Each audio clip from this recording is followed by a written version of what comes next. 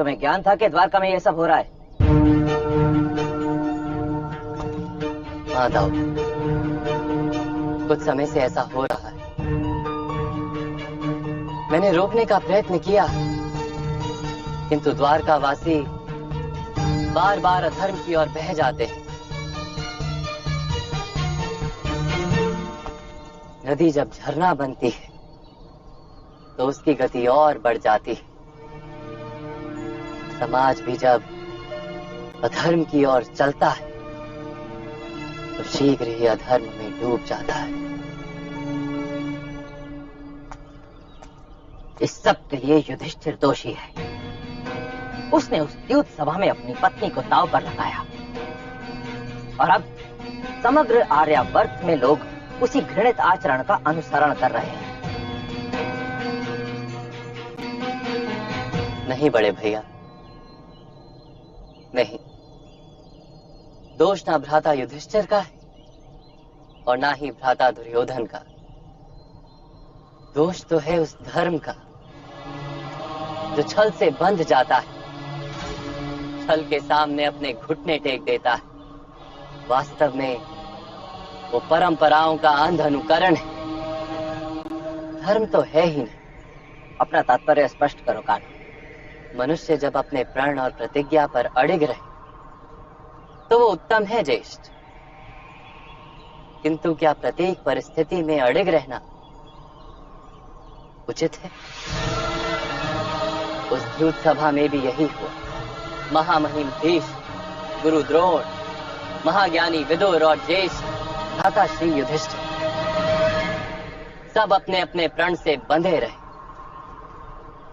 परंपराओं का अंध अनुकरण करते रहे। अपने प्रण, अपनी प्रतिज्ञा का पालन करना ही उन्होंने धर्म माना।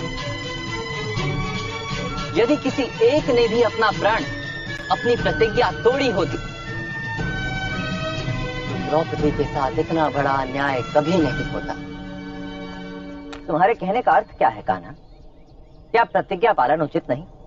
धर्म एक वृक्ष है ज्येष्ठ, प्रण और प्रतिज्ञा उसकी शाखाएं और वृक्ष की जड़ है करुणा।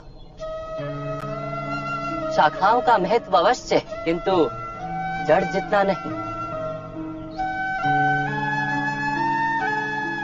यदि किसी की पीड़ा को रोकने के लिए प्रण तोड़ना भी पड़े तो वो उचित है,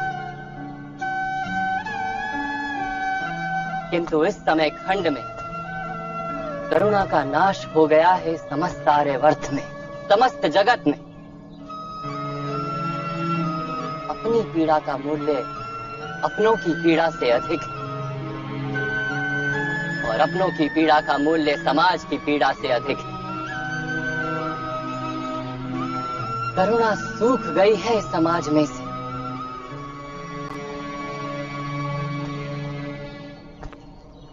जब करुणा नहीं होती समाज में तो लोग एक दूसरे से बंधते नहीं हैं ज्येष्ठ,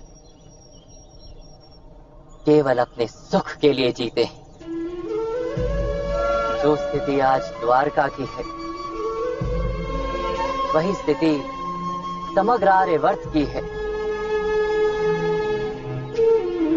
जड़ से छूटे वृक्ष की शाखाएं सूख कर लकड़ा बन जाती हैं, ठीक वैसे ही आज के समय में धर्म निर्जीव बन गया है।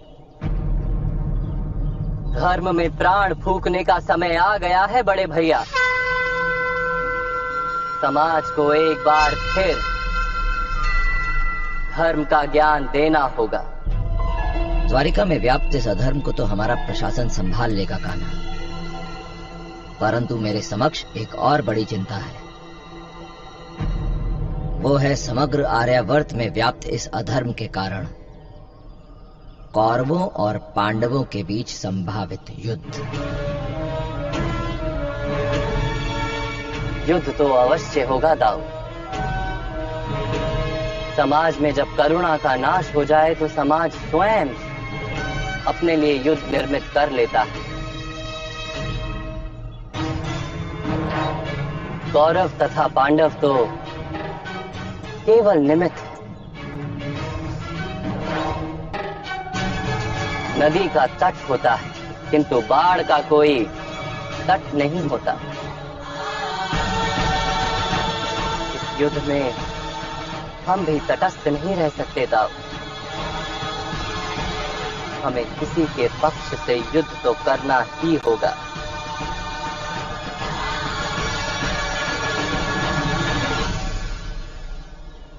तुम सत्य कह रहे हो कान्हा, परंतु उतना ही बड़ा सत्य यह भी है कि जिस पक्ष में तुम चले जाओ वह पक्ष स्वयमेव धर्म का पक्ष हो जाएगा। अब सिद्ध करो कि मैं असत्य कह रहा हूं।